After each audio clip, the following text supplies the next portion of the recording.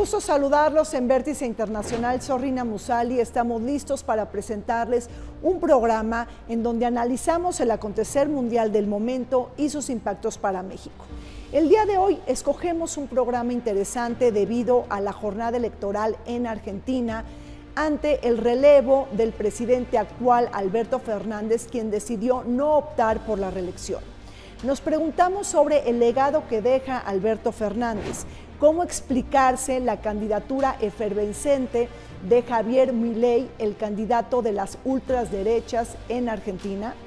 También nos preguntamos sobre lo que nos dice el peronista Sergio Massa, la difícil situación socioeconómica y por último también nos preguntamos sobre lo que nos dice el panorama internacional, si es que mueve al electorado argentino cuando estamos viviendo la guerra en Ucrania y también la guerra entre Israel y Hamás. Les pido por favor que me acompañen.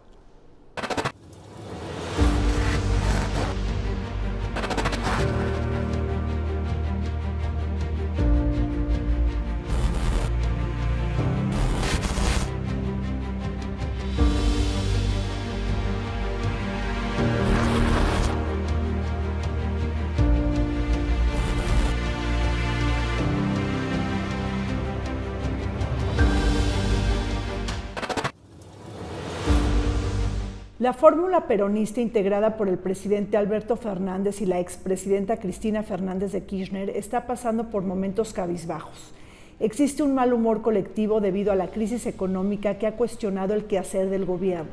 Recordemos que la economía argentina se vio duramente afectada por el COVID-19, aunado a la inflación galopante, la tasa de pobreza en ascenso, la caída de las reservas internacionales y el aumento de su deuda, un hecho que se vio reflejado en las elecciones legislativas intermedias del 2021, donde el peronismo perdió su mayoría en el Senado y en la Cámara de Diputados, aunque siguió siendo la facción más numerosa en la Cámara Baja.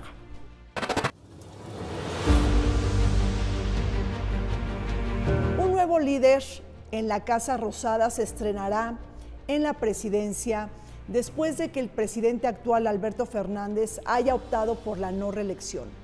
Para hablar de la jornada política electoral en Argentina nos acompañan desde el Museo de Arte Popular ubicado en la Ciudad de México la doctora Natalia Saltalamacchia. Ella es jefa del Departamento Académico de Estudios Internacionales del ITAM y una especialista en temas latinoamericanos. Bienvenida, Natalia. Muchas gracias, Rina. Encantada de estar con ustedes este día. Gracias. También nos acompaña Yuri Beltrán. Él fue consejero electoral y además es analista político. Yuri, bienvenido y gracias por acompañarnos desde la sala del Altar de la Muerte en este museo espectacular, pues que festeja y que tiene manifestaciones escultóricas alrededor de la muerte. Gracias, Yuri. Gracias a ti por la invitación y encantado de compartir con el auditorio. Gracias, Yuri. Natalia, Yuri, ¿podemos empezar a leer la elección en Argentina de este 2023 como una especie de referéndum sobre el legado que deja Alberto Fernández, Natalia? Pues me parece que siempre las elecciones son eso, un referéndum sobre la gestión de gobierno anterior. Creo que es muy claro que lo que está pasando es que hay un desencanto con lo que ofrecen las izquierdas tradicionales representadas por el peronismo, pero también hay un desencanto con respecto a la derecha más tradicional, liberal, conservadora, representada por lo que es el PRO, el partido que fundó Mauricio Macri y que hoy es la fórmula llamada Juntos por el Cambio. Hay un corrimiento muy interesante a la derecha de las preferencias electorales de los argentinos. Esto lo podemos ver desde las primarias abiertas, simultáneas y obligatorias que tuvieron lugar en Argentina en agosto de este año. Fue una gran sorpresa el resultado, porque ya lo hablaremos, pero hay un candidato antisistémico, rupturista, Javier Milei, que obtuvo él personalmente la mayor parte de los consensos. Pero también es cierto que hay otra candidata dentro de esa derecha más tradicional, Patricia Bullrich, que ganó la primaria de Juntos por el Cambio y representa, digamos, la derecha dura dentro de esa fuerza política. Digamos que allí hubo una batalla entre halcones y palomas, ¿no? Había una propuesta más dialogante, representada por el exalcalde de Buenos Aires, Rodríguez Larreta, perdió y nadie esperaba que perdiera. Y Patricia Bullrich ganó. Y Patricia Bullrich es una derecha más dura. Entonces yo te diría, la primera señal que tenemos es que en aquellas primarias vimos que casi el 47% de los consensos se los llevaron los candidatos de derecha más fuerte. Y me parece un dato muy relevante porque en Argentina, digamos, ese corrimiento tan extremo hacia ese lado del espectro político no lo habíamos visto hace mucho. Yuri, ¿cuáles son las señales que estamos viendo de la escena política en Argentina? Este ciclo que está terminando, este ciclo electoral que está terminando en Latinoamérica, se están yendo los presidentes que gobernaron durante la pandemia. Sí. Eso hay que tenerlo muy presente y Fernández es uno de ellos. Entrega una gestión con unos resultados económicos bastante malos. Miren ustedes, la inflación está casi en el 140% anual. Eso hace que casi ningún ciudadano pueda conservar el valor adquisitivo de su sueldo por un par de meses siquiera, ¿no? Peor todavía, con una inflación así, la moneda de uso común para quienes pueden hacerlo es en realidad el dólar. Acaba siendo el dólar la moneda que la gente utiliza. La economía en este momento está estancada, por decirlo menos. Tuvo un año bueno, el año pasado fue de 5%, respecto a unos años muy malos. Y ahorita está estancada, en algunas estimaciones dicen que va a decrecer 2% en este año. En esas condiciones era muy difícil que el presidente decidiera lanzarse a una nueva candidatura, de la cual pues casi podríamos saber el resultado. Entonces yo creo que tomó una decisión prudente. Me parece necesario, para hacer un balance correcto, completo de la gestión de Alberto Fernández, contextualizar que también tuvo un contexto internacional y un contexto doméstico difícil, ¿no? No todos son errores de gestión económica. La pandemia, ya lo dije, la pandemia, pues a todos los presidentes de Latinoamérica les tocó tomar decisiones delicadas. En el caso de Argentina, tuvo un doble efecto, el efecto de salud que tuvieron el resto de los países. Además, la pandemia encareció más la producción de alimentos, lo cual agravó una inflación que ya tenían de antemano. Hay que recordar que el presidente Macri le entregó una gestión con inflación del 55%. Es decir, esto para cualquier parámetro ortodoxo es ya de por sí muy difícil, ¿no? Así recibió el gobierno el presidente Fernández, y entonces se explica, pues sí, tuvo unos resultados bastante regulares, y en términos de la percepción de la gente sobre su propia economía, sí, alcanzo a ver un grado de desesperanza, por decirlo menos. Y quizá es esa desesperanza la que explica los cambios de preferencias políticas de los que hablaba Natalia. Ahora, este cambio de preferencias políticas, quizá, Natalia, lo podemos ver en un indicador. Las elecciones del 2021, como las intermedias, las legislativas, ahí pierde el Senado la coalición gobernante. Es decir, esta crisis económica que de alguna manera se refleja en una factura política con las elecciones legislativas. Sí, me imagino que el desgaste de la opción de gobierno viene desde antes y se puede manifestar no solo en eso, sino también de lo que está pasando a nivel de las provincias. Es muy interesante que el peronismo ha gobernado varias provincias y sin embargo no han tenido la suficiente capacidad de unidad para presentarse todos atrás de la fórmula de Massa. Hay un candidato peronista, Schiaretti, ¿no?, que representa justamente los intereses de las provincias que no se quisieron alinear con el peronismo gobernante. Entonces sí, claro, podemos verlo en distintos niveles de gobierno y también en términos del poder legislativo. Y tienes razón, fíjate que las elecciones las hemos analizado mucho en términos de candidatas y candidatos presidenciales, pero no hemos observado suficiente lo que pasa en el Congreso. Mientras que los consensos de Milei alcanzan bien para que esté posicionado como muy viable, claro, Claro. Él no tiene un partido político que va a estar bien representado en el Congreso, sea lo que sea que claro, suceda. si es que gana finalmente y se pasa una segunda vuelta electoral, pues Milei no contaría con una mayoría en el Congreso. No, lejos de eso. Lejos de eso. Yuri. Ciertamente, ninguna de las fuerzas políticas alcanzan un resultado de tener una mayoría estable en el Congreso que les pudiera tomar decisiones. Y esto es relevante a la hora que discutamos las propuestas económicas y las propuestas políticas de los candidatos, porque muchas de esas propuestas pasan por tener mayorías legislativas, los cuales ya sabemos no van a ocurrir. Yo quisiera detenerme, Rina, en esta elección del 2021, la mitad, el peor resultado para el peronismo en muchos años,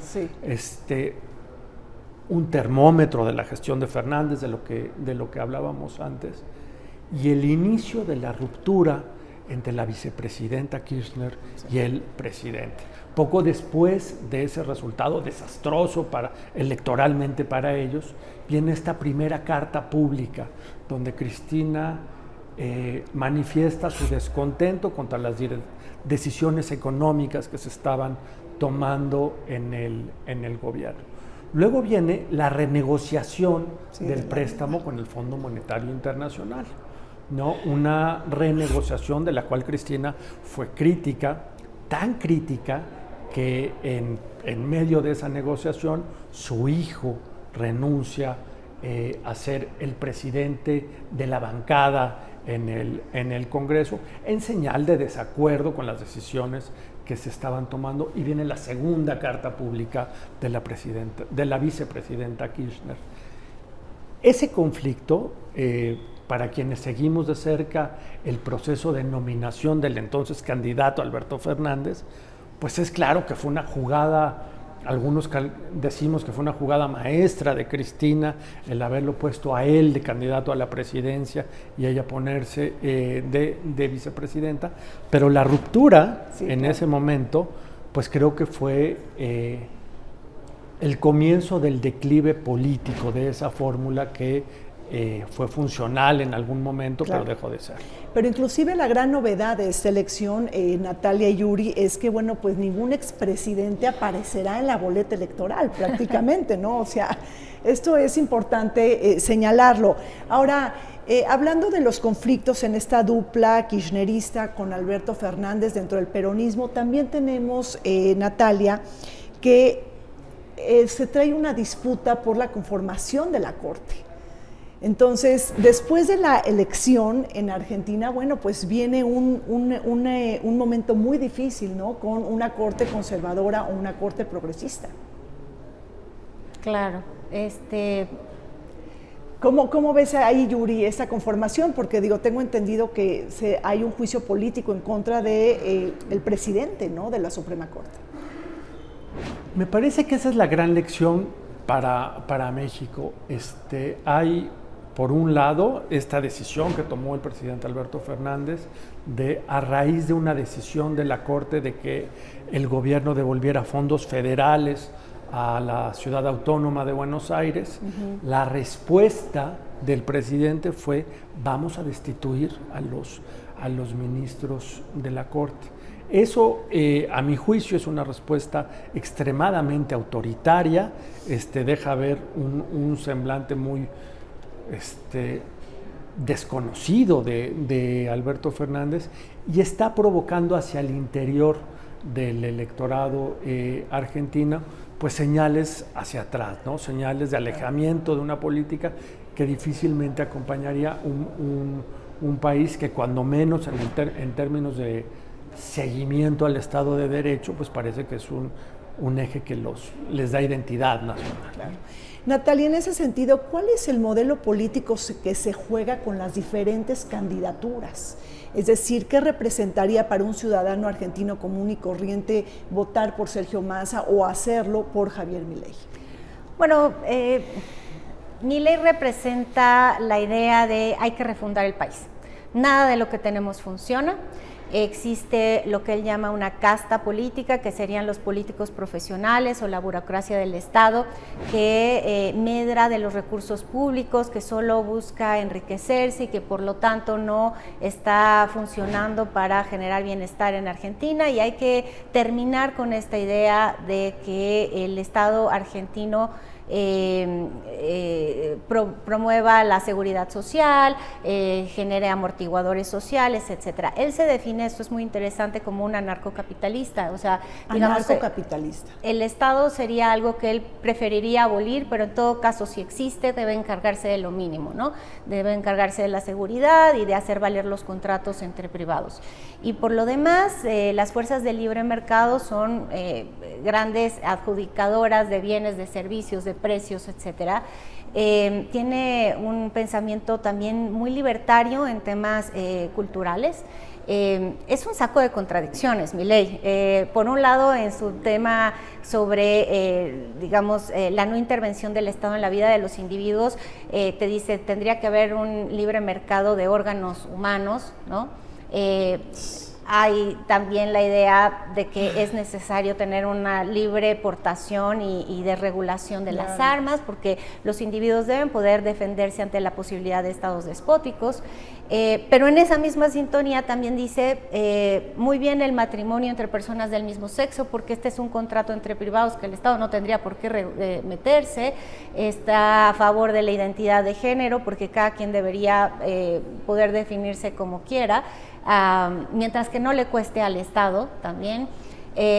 Y por el otro lado está en contra del aborto, porque yo creo que él sabe que la mayor parte del electorado que estaría a su favor está en esta posición desde el punto de vista cultural, y tiene unas ambivalencias muy grandes con respecto, por ejemplo, al tema religioso, ¿no? Él es de cuna católica, pero tiene un asesor espiritual que es judío, y ha jugado con la idea de convertirse al judaísmo, pero es ante todo un gran showman, ¿no? Sí. Es un tipo que rompe los esquemas de la política clásica, diciendo malas palabras continuamente, revelando que todo lo que el sentido común te dice que es apropiado, él puede ir en contra de ese sentido común, y eso rompedor, rupturista, creo que es lo que le ha dado en este momento esta visibilidad y este consenso, y después podemos hablar de por qué, ¿no? Hay clases populares sobre todo detrás de los apoyos a Milei. Entonces, una figura volcánica, Yuri, una figura que irrumpe en el escenario político, que no es un outsider, es un hombre no convencional, quizá podríamos decir que es como el trompista argentino. Y bueno, pero ¿qué está detrás de su concepción política? Por ejemplo, frente a la democracia, ¿cómo se coloca? Mira, yo te diría que encontró acertadamente la desesperanza de un pueblo al que le han fallado izquierdas y derechas. Exacto. Y entonces su pleito no es solamente contra las izquierdas, es contra el establishment, es contra las izquierdas y contra las derechas, porque las dos fallaron. Las dos fallaron en sus respectivas oportunidades. Hay una revista británica bastante conocida, The Economist, esa es la ortodoxia económica más o menos la que está hablando. Esa revista se refiere al candidato no como un candidato de derecha, sino como un populista loco. Porque lo que describe Natalia de sus contradicciones internas es que tampoco hay una gran teoría detrás de esas, son un poco ocurrencias, un poco frases llegonas que le llegan al electorado, pero no hay pensamiento económico doctrinario atrás de sus dichos. Pensaría yo lo siguiente, hay propuestas que están llegando, una en particular que está llegando muy al centro del corazón de las personas, que tiene que ver con la idea de dolarizar su economía y dejar de utilizar el peso argentino. Y esto es porque a los ojos de todo el mundo el peso argentino se está devaluando todo el tiempo, está perdiendo eficacia como medio de cambio, y eso hace que cuando menos en la apariencia parezca una oferta concreta, plausible y lógica. Ya examinaremos, a mi juicio no lo es, pero parece arrancar el aplauso, ¿no? Parece arrancar el aplauso, achicar el Estado. Él propone 15% de entrada, bajar el gasto público, y propone 15% de entrada del gasto público ante una población que está un poco cansada de los abusos de políticos, de los esquemas de corrupción y de la falta de resultados que se están obteniendo en los gobiernos, Rina. Bueno, pues así es, una jornada electoral muy interesante en Argentina, este país sudamericano, que es la segunda economía de América Latina, que es una potencia agrícola y que también además tiene una enorme cantidad de reservas de litio. Hacemos un corte, regresamos.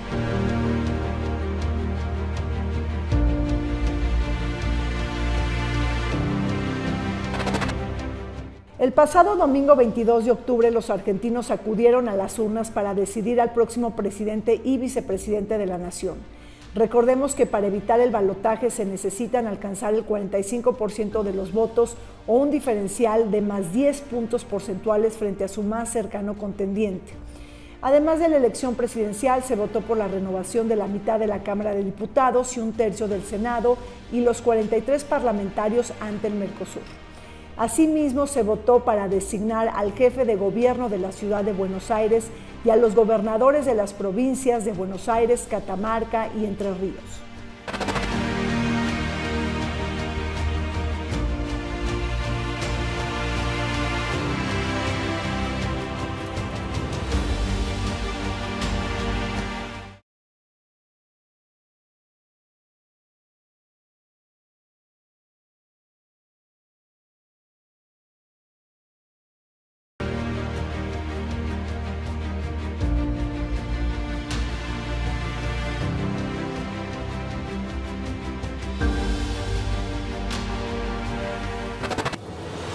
Los ánimos políticos prometen cambiar a Argentina.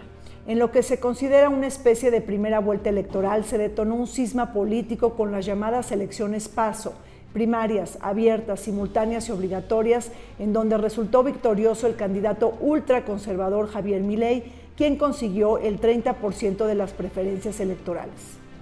Se trata de un personaje que propone encoger el Estado a su mínima expresión, recortar impuestos, privatizar y eliminar los ministerios de salud, educación y medio ambiente, entre otros. Un candidato que defiende la dictadura militar y que apoya la libre portación de armas junto con la dolarización de la economía, reemplazando el peso argentino por el dólar estadounidense y eliminando el Banco Central.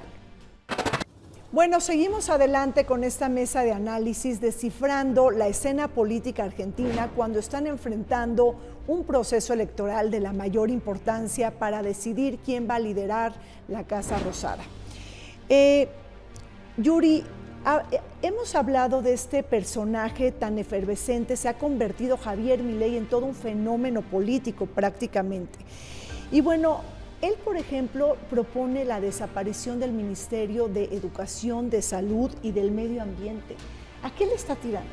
Propone la desaparición de 8 ministerios. De 8 ministerios. Está proponiendo esto que platicábamos en el bloque anterior, una contracción importante del gasto público, que está muy en el sentimiento de muchas personas, porque el Estado argentino es inmensamente grande. Es muy fácil tener un burócrata o muchos en la familia, todo mundo tiene a alguien que trabaja para el gobierno conocido. Está proponiendo también dolarizar la economía. Miren ustedes, para poder dolarizar la economía, uno tendría que hacer cambios constitucionales profundos, ¿no? Pero desde que era candidato, él sabía, si las encuestas no se equivocan, que no va a tener esa supermayoría en ambas cámaras que le permitieran hacer una cosa así.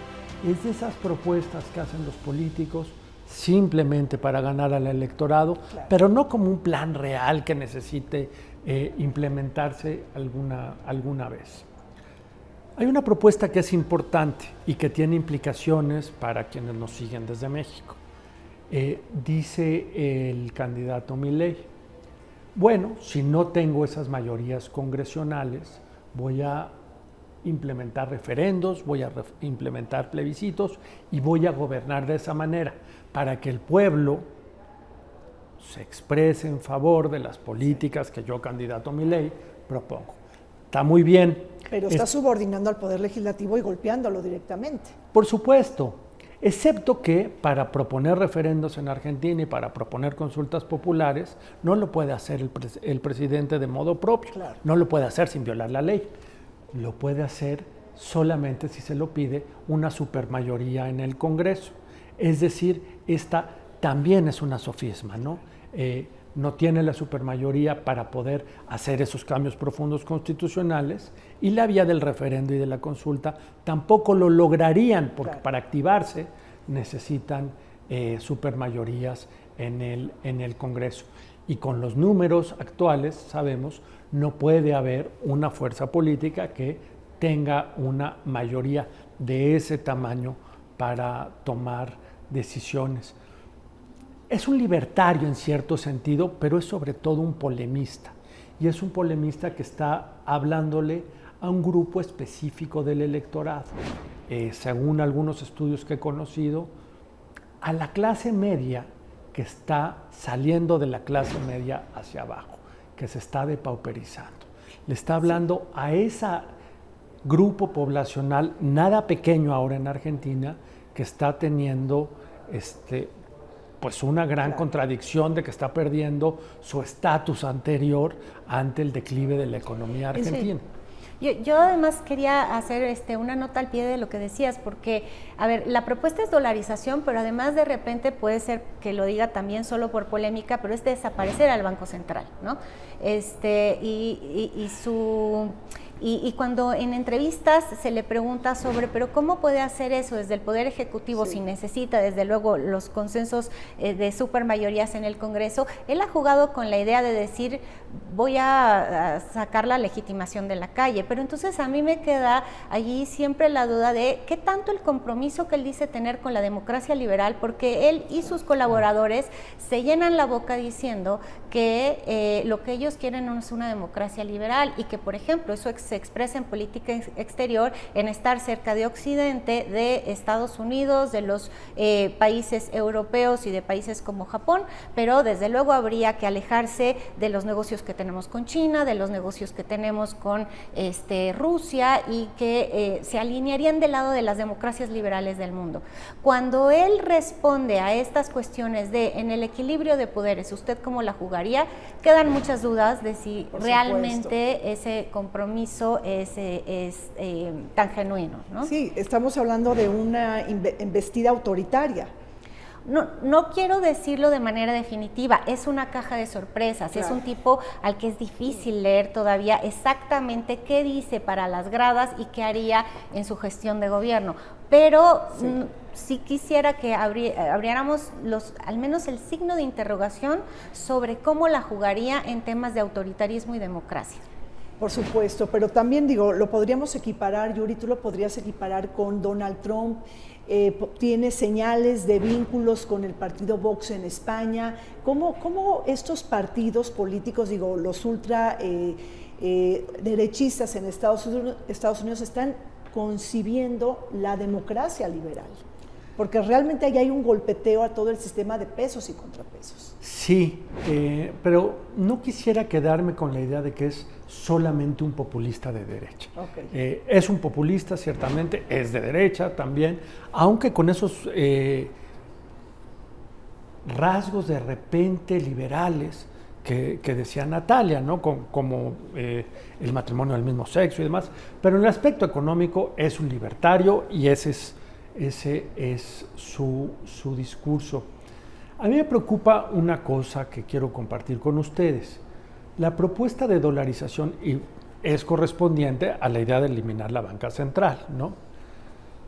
Y el discurso es más o menos así. Lo vamos a hacer para eliminar la emisión deficitaria de dinero que ha provocado estas crisis económicas de los últimos años.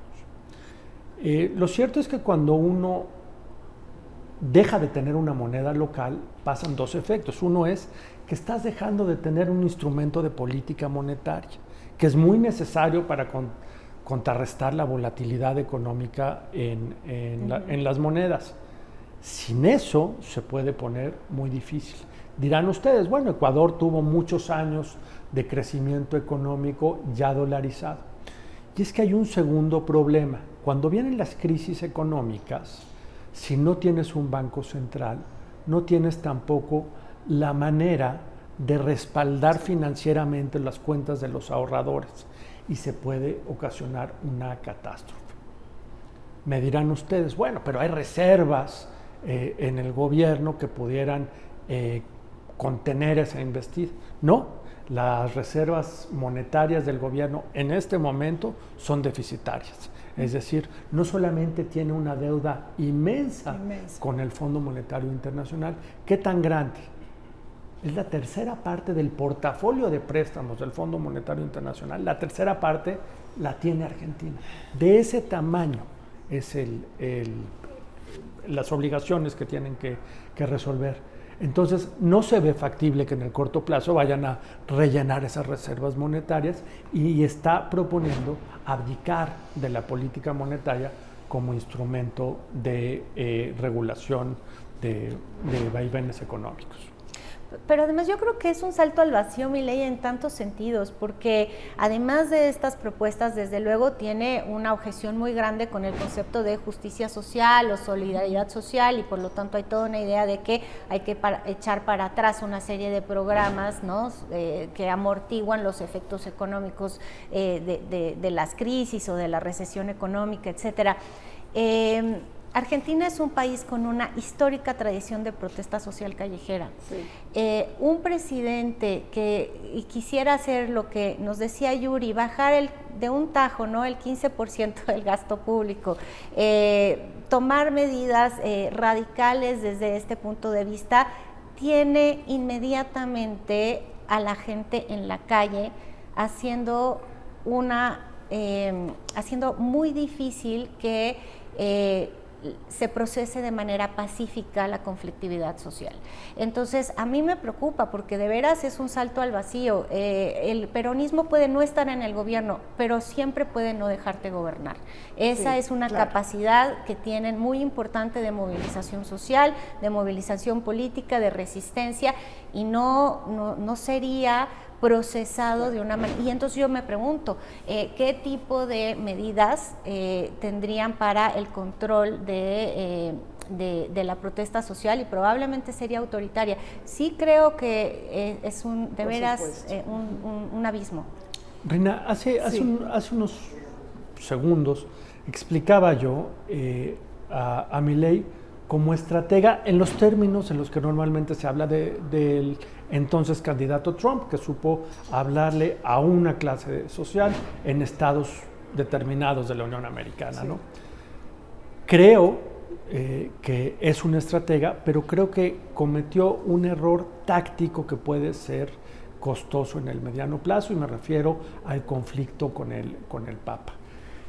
En aras de este discurso estridente que tiene... O sea, Milei insultó al Papa. Insultó al Papa. Se ha dicho que es el representante del maligno sobre la tierra, porque además es un comunista desde su punto de vista. Sí, y le dijo imbécil también. Exactamente. Y eso en una población como la Argentina, tan mayoritariamente católica, pero no solamente es el catolicismo, es que este Papa en particular es una figura muy admirada por los argentinos, ¿no? Se me ocurre que pelearse con el Papa o con Maradona, de todas maneras, es un error táctico para la ideología argentina. Sí, sin duda. Ahora, no hemos hablado del aspecto militar, de la propuesta militar de Javier Milei, porque recordemos que la mujer en su fórmula, Victoria Villarruel, es hija y nieta de militares, es decir, están a favor de la dictadura, muy al estilo Bolsonaro, Natalia. Bueno, eso es lo que yo decía, es muy preocupante porque ahí hay un revisionismo histórico, es decir, estos son dos personajes que niegan que existió terrorismo de Estado en los años 70 en Argentina. Esto es algo que, por ejemplo, la fórmula más tradicional liberal conservadora que representaba Juntos por el Cambio o el propio Mauricio Macri, pues no se ha atrevido a hacer, ¿no?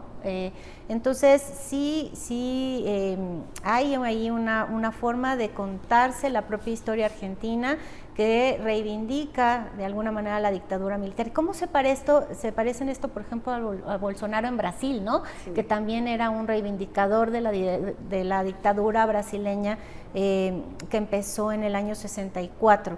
Entonces, sí, otra vez, en el eje democracia-autoritarismo hay peligros con esta figura. Oye, y comentaste, creo que hace rato, Natalia, del tema de mujeres. ¿Podríamos decir que Milei también es un personaje antiderechos, está buscando eliminar el aborto, pero Argentina siempre ha sido un país ejemplar?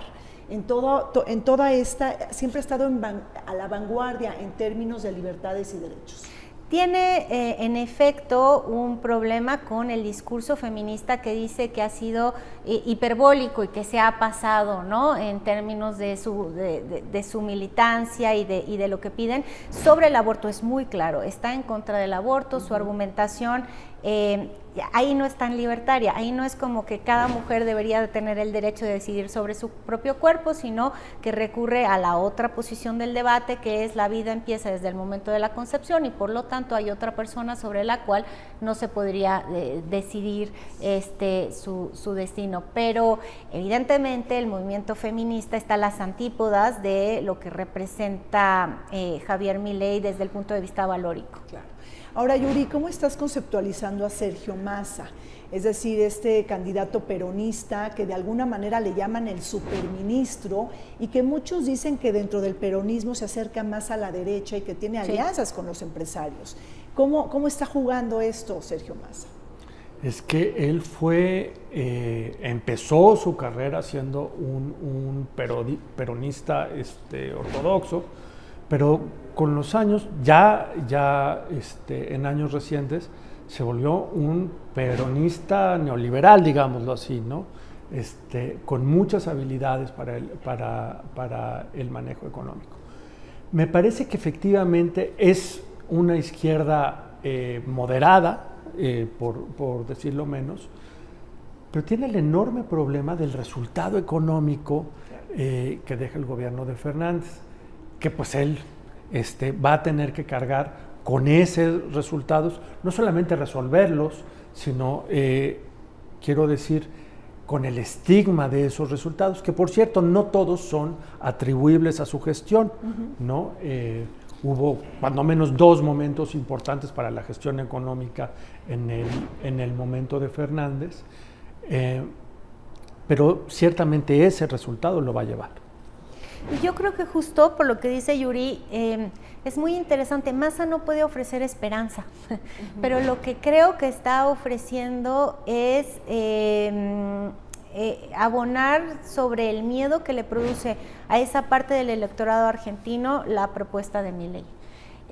Creo que esa es la razón por la cual puede estar todavía en juego un candidato que es el presidente, digamos que sería la apuesta presidencial, siendo el ministro de Economía de una economía que está hecha a pedazos. Entonces, lo único que te explica que siga en el juego, que tenga viabilidad, es el voto de miedo que genera la opción más radical de derecha que se presentó a partir de que en las PASO irrumpió Milei. Pero esto obliga entonces al peronismo, de su inclinación de izquierda, quizá recorrerla más al centro político, es decir, una izquierda más centrista, que es lo que pudiera ser más viable en este momento en Argentina. Lo cual sería una estrategia coherente con el escenario que ponía Natalia. Efectivamente, hay un polo que está guiando esta elección y simplemente hay simpatizantes y gente que le tienen pánico a Milei, ¿no? Y la cosa es, ¿cómo le hace uno como estrategia para ganar a todos esos votantes que le tienen pánico a Milei? Y en ese sentido, tener una política de izquierda pero moderada parece una apuesta exitosa y coherente con ese objetivo, ¿no? Bueno, pues así es, interesante la jornada político y electoral en Argentina. Vamos a un corte, regresamos.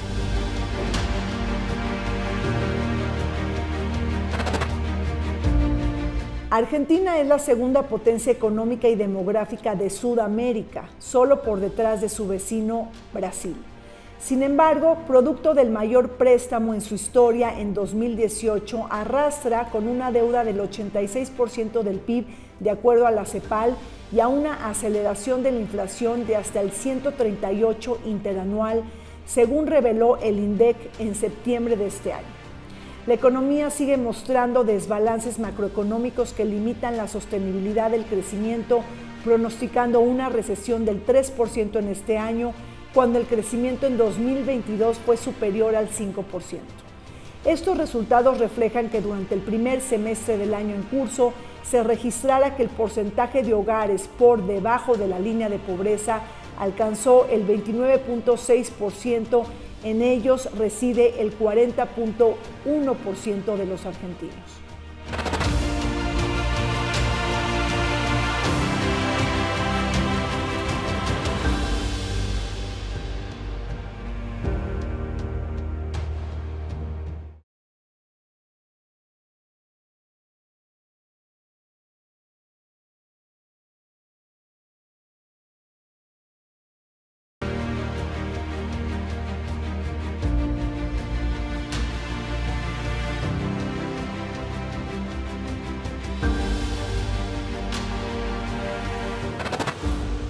En medio del ajuste electoral en Argentina, la política exterior del presidente Alberto Fernández ha estado bajo el escrutinio nacional. Durante su mandato, el mundo ha atravesado por acontecimientos que han mutado las claves de la geopolítica y economía internacional. La crisis sanitaria por la pandemia del COVID-19, la invasión de Rusia a Ucrania y ahora la guerra entre Israel y Hamás, que ha generado una nueva amenaza a la paz y a la seguridad internacional. Todos estos temas han avivado la llama del debate junto con la enorme dependencia argentina de China, el camino hacia la consolidación como su primer socio comercial y la incorporación de Buenos Aires a la iniciativa de la Franja y la Ruta, además de la reciente integración al bloque económico BRICS. Seguimos adelante conversando sobre las elecciones en Argentina, la primera vuelta electoral que tuvo lugar el pasado 22 de octubre. Natalia, estas elecciones no se pueden desmarcar de lo que pasa en la geopolítica global. Tenemos una guerra Rusia-Ucrania, la invasión de Rusia a Ucrania que ya lleva más de 500 días. Por otro lado, se desató una ofensiva militar en Medio Oriente después de los ataques terroristas del pasado 7 de octubre en Israel. ¿Esto mueve al electorado argentino? En algún sentido, sí, porque la comunidad judía más grande de América Latina está en Argentina. Es notable que en el segundo debate entre los candidatos todos hicieron un pronunciamiento de entrada respecto a este tema. En general, todos manifestaron su solidaridad con las víctimas del terrorismo por parte de Hamás y algunos fueron más contundentes que otros. Si repaso rápidamente las posiciones, desde luego otra vez destaca Milei. Milei dice que él admira mucho al Estado de Israel, que sería probablemente el primer país al cual le haría una visita de Estado si fuese presidente, y que él movería la capital de Tel Aviv a Jerusalén, la embajada argentina de Tel Aviv a Jerusalén. Como lo hizo Trump. Como lo hizo Trump, exactamente. También tenemos la postura muy definida de Massa. Massa en su momento dijo que incluso él cree que jamás debería de ser integrado en la lista de grupos terroristas por parte del Estado argentino, y que si él fuese presidente así lo haría. Desde luego en la misma dirección estaba Patricia Bullrich, muy notable que la candidata de izquierda, que pues es de origen judío, Miriam Bregman, hizo un énfasis más que nada en lamentamos las víctimas civiles de los dos bandos, ¿no? Nos parece muy importante decir que aquí hay una política de poder con la cual no estamos de acuerdo y un poco se desmarca de esta cosa tan neta, ¿no? Claro. Desde luego el conflicto desgraciadamente ha dado ya otras vueltas y ya los candidatos están como barajeando posiciones sobre eso, pero sí en política exterior lo que pasa en ese conflicto en Argentina suele resonar, yo te diría más que en México. Sí, mucho más que México. ¿Cómo estás viendo, Yuri, si la política exterior juega finalmente o no en las preferencias electorales? Bueno, ciertamente se están realineando posiciones, equipos, ejes dentro de la política latinoamericana. Está el resultado del Ecuador, el no regreso del correísmo al Ecuador. Sí.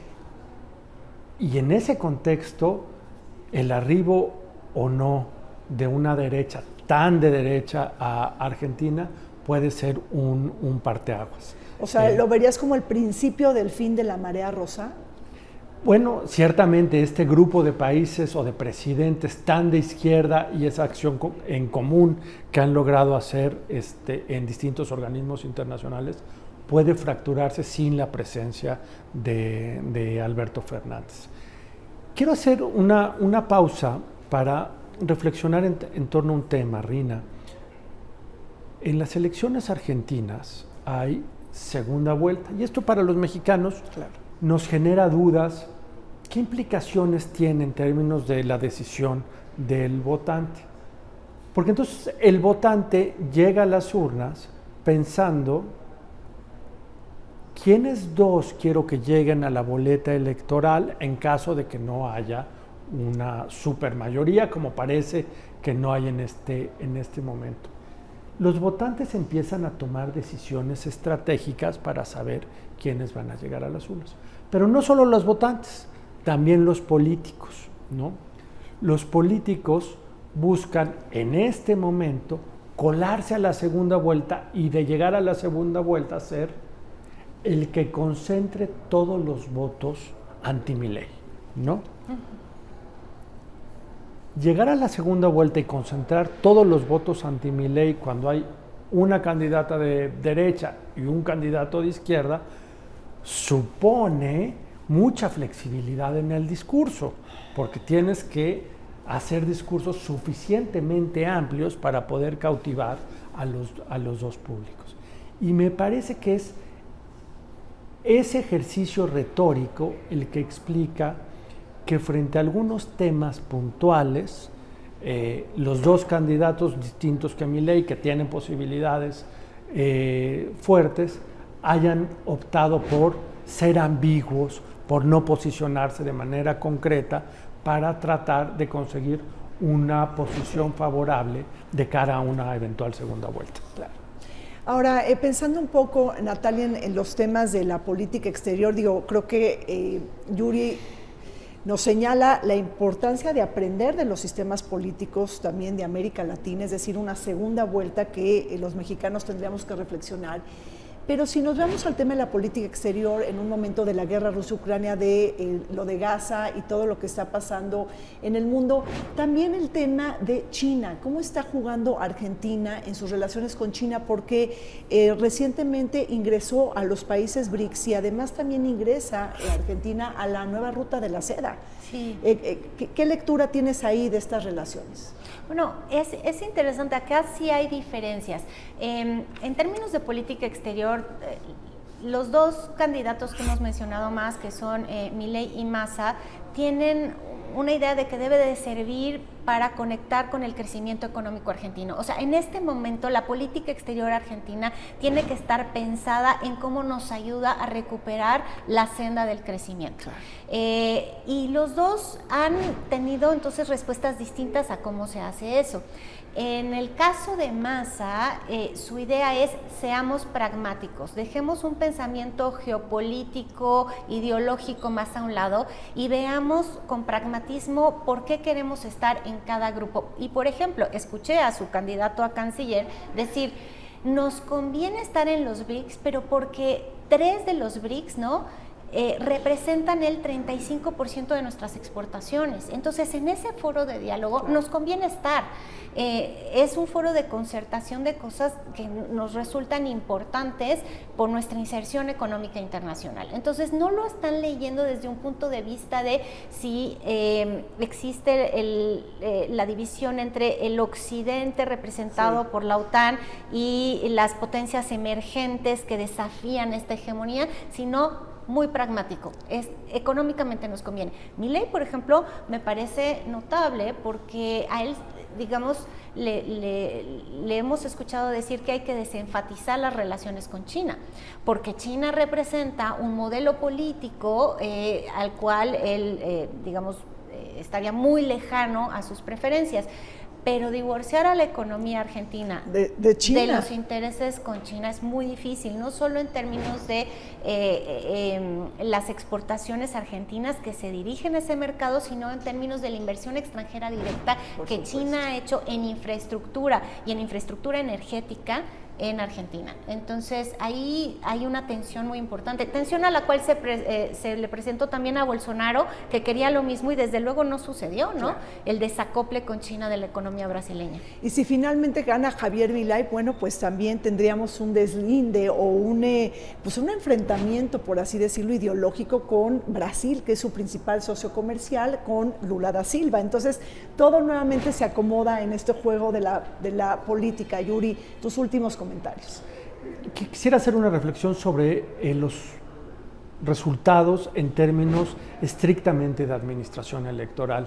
Primero, las PASO cambian una apuesta en la que había estado invirtiendo Argentina, que es la urna electrónica, ante problemas de desconfianza asociados a la rigidez del sistema de votación argentino.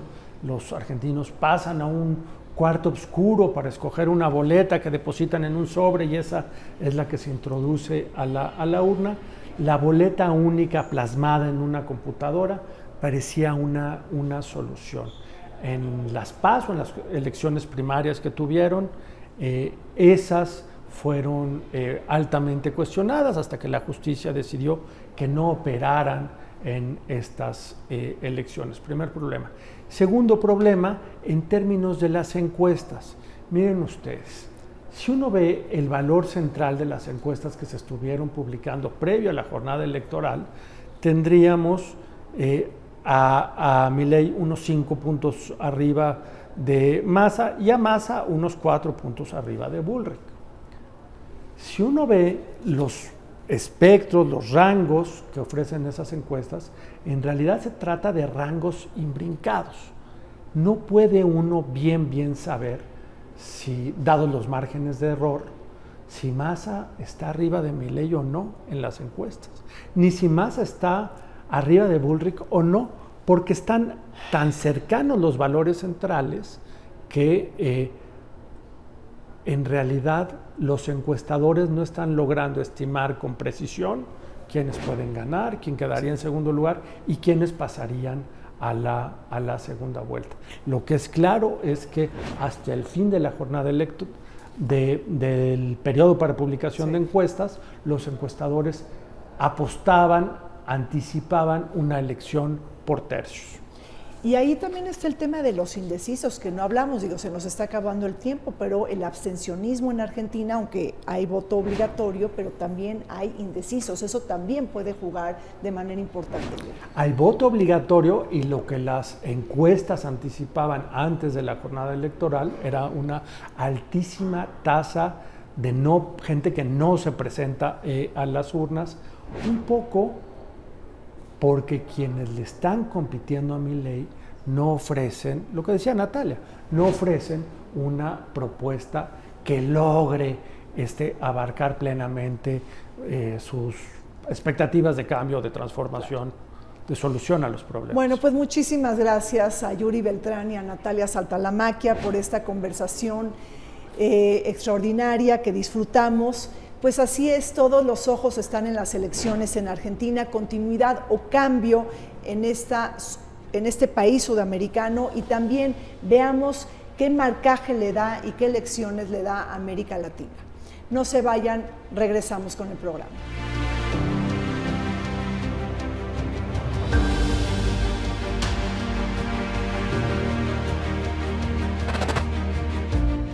El 30 de octubre de 1983, Argentina cumple 40 años de democracia ininterrumpida. En aquella fecha, las y los argentinos recuperaron el derecho a votar y a elegir a sus propias autoridades y gobernantes tras más de 7 años de una dictadura que dejó alrededor de 30,000 desaparecidos. En la presente jornada electoral, la 10ª desde el regreso de la democracia, se presentaron 5 fórmulas presidenciales, entre ellas las encabezadas por Javier Milei, Patricia Bullrich y Sergio Massa. Llegamos al fin de Vértice Internacional, agradecemos muchísimo su atención y compañía y me despido no sin antes agradecer profundamente al Museo de Arte Popular por habernos facilitado la grabación en estas instalaciones. Los esperamos el siguiente martes en Vértice Internacional.